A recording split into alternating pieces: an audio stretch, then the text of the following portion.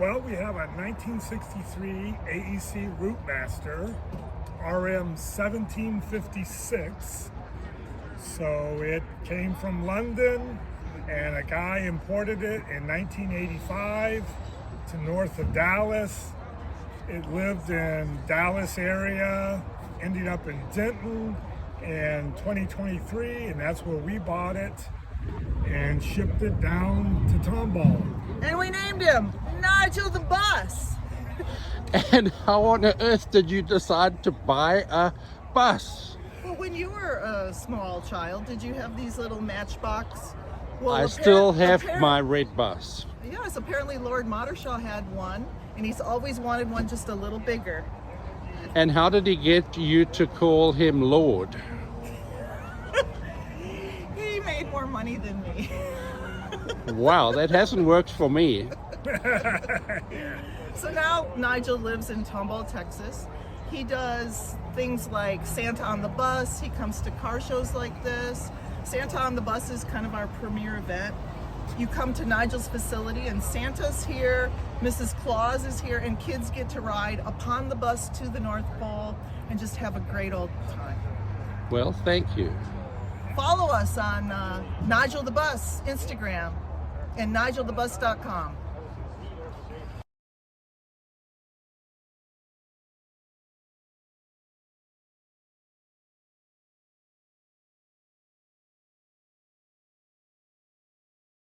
All right, we went to Amelia Island, that car show that they have there. What's it called? The Amelia Concourse. Yes, and he's been admiring these for years and years and years. And he convinced me that he found one in California. I think it was 2022. And I said, you may have it if you sell your 1930 Model A. And he did, and as a result, here it is, and he can tell the rest of the story. So Thank you, ma'am. This is Amelia. She's had more suitors than Elizabeth Taylor. I'm the 9th owner. She doesn't have, I think 80,000 yet. 78,000 is all she has on her. And I put about 7,000 miles on it, so I drive her all over the place. And she does great. Straight six, zooms along at 80 miles an hour on the tollway. So, Thank you. yeah.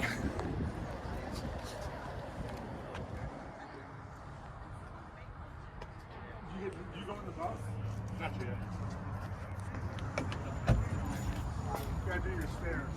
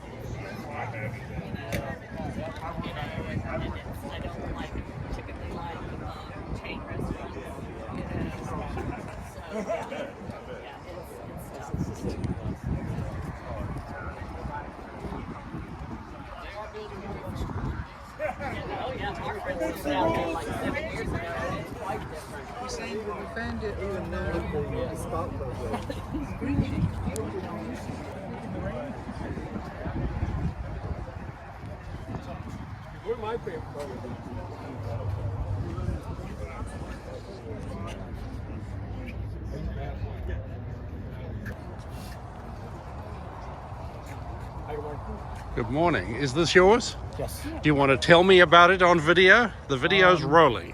Video's rolling. It's a 1959 Series 2, titled as a 62 though, because it probably sat on the dealer lot for a couple years back in 59.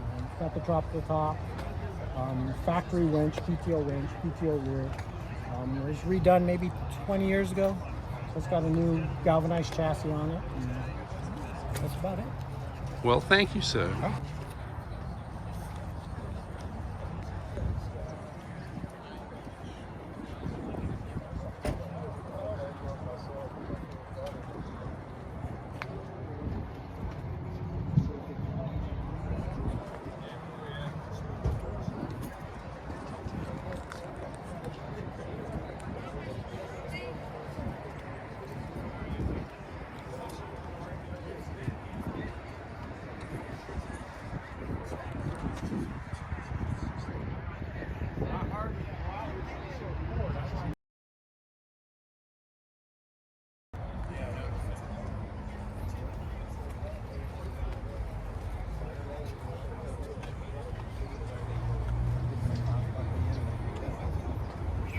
That's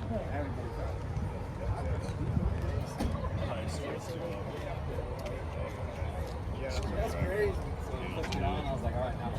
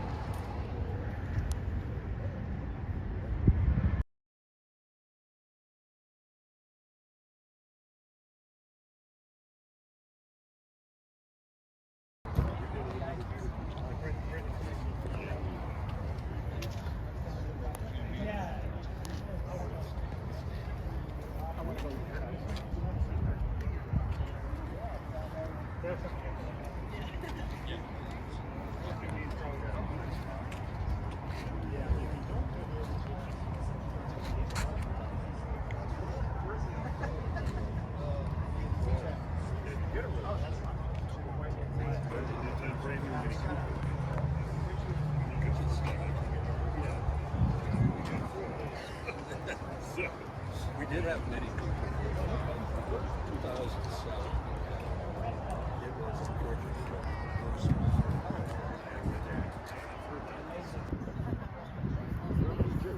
I don't think I was in the back. I think I might have been in the front. I think you were in the back.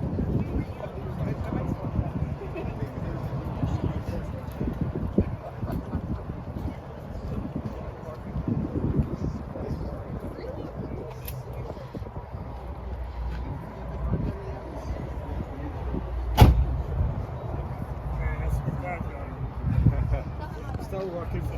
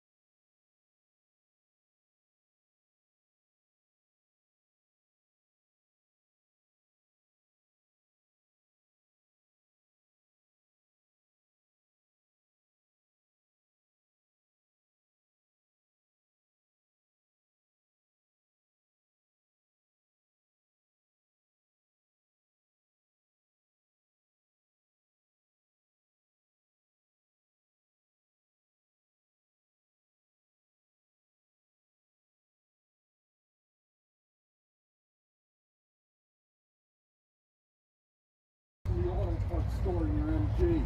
You be pulling my leg. Yeah. He met his wife in college. And his wife was Griffith's daughter. Oh wow. And he was sitting next to her. And he goes, "You know Griffith?"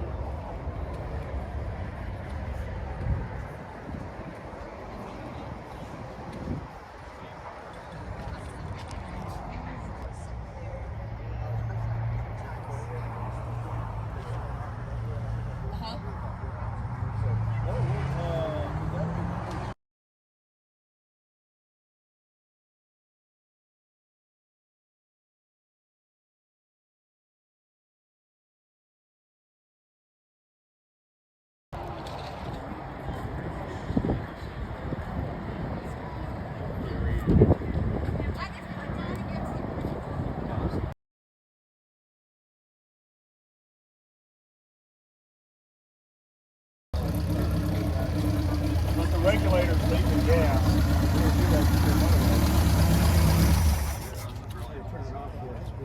1949 Morgan F Super three-wheeler. This was the period between 1936 and 1951. Morgan made a car with or a three-wheeler with radiator out front. Other than before that, what he started with were V-twins out front. And this was sort of the transition between the V-twin and the four-wheel car, which they started making the four-wheel car in 1936. But what they did is they used the same engine, this engine in the four-wheeler. They took the chassis here, they widened it, and they put the four wheels on it. This is an 1172 cc English Ford flathead. So this is the original engine and generator.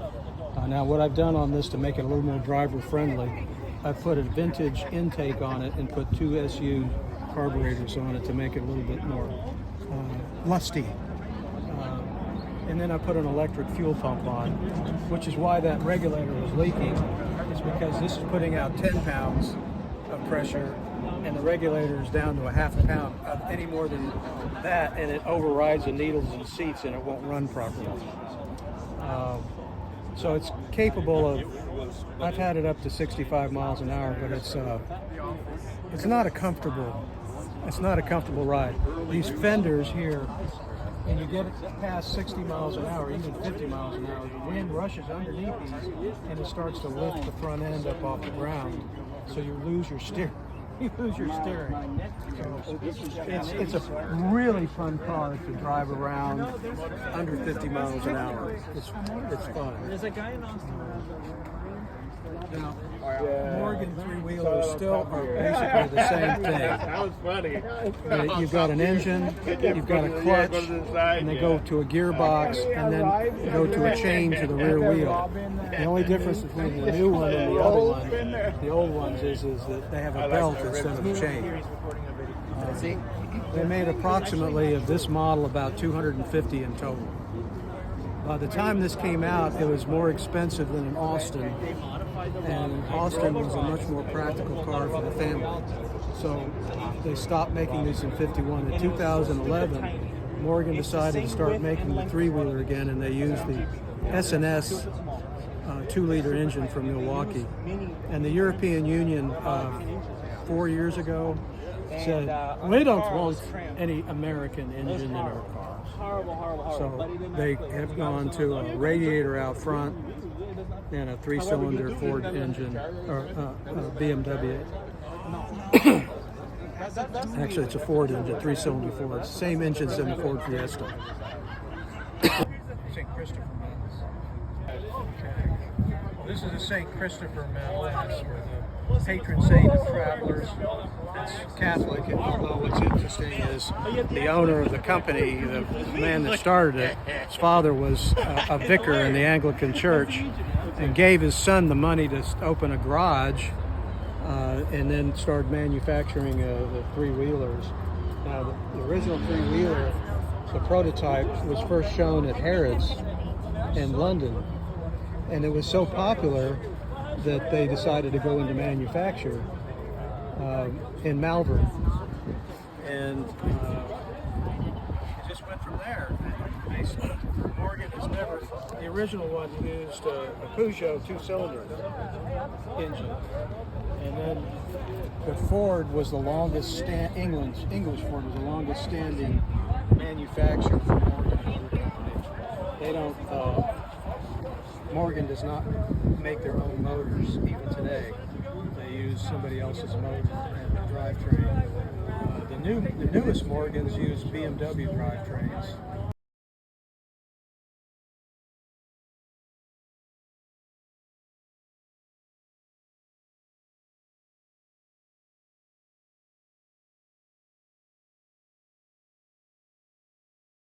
We have 2 locations for our kids' meals. We pack lunches for preschool children that live in food insecure homes. We deliver it to their door. And in the summertime, we feed all the kids in those homes. We're currently feeding about 10,000 kids a day, every day. I'm in Montgomery County. I have about 1,030 kids that I feed in Montgomery County. Houston does the other 9,000 every day. So we also try to get out nursery bags. You can look and see what all we do for the community. Again, we're in Montgomery County and Harris County. So you're welcome to take a brochure and check us out.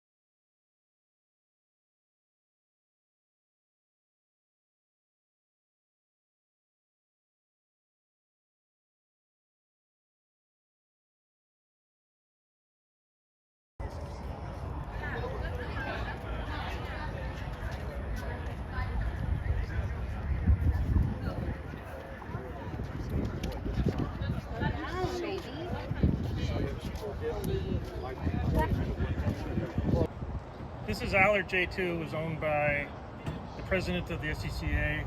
He bought it in April of '51, and he raced it extensively around the U.S. He got into a horrific wreck at Watkins Glen in '52 when he was third place behind 2 Cunninghams, and he had to swerve behind the second place car driven by John Fitch, and he clipped the spectators because they're only behind a velvet rope. And he injured 12 people and killed a 7-year-old boy.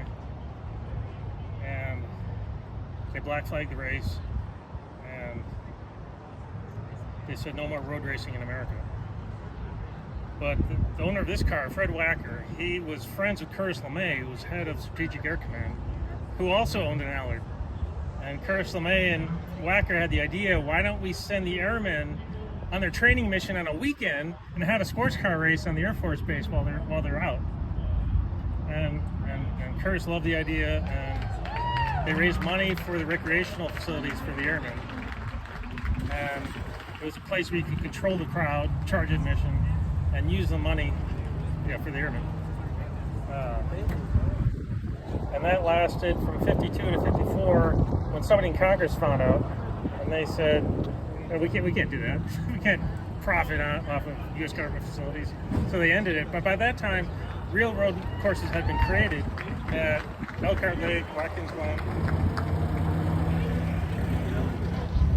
So this car didn't race at Elkhart Lake, the actual track with Wacker, but it did race the track later with other owners.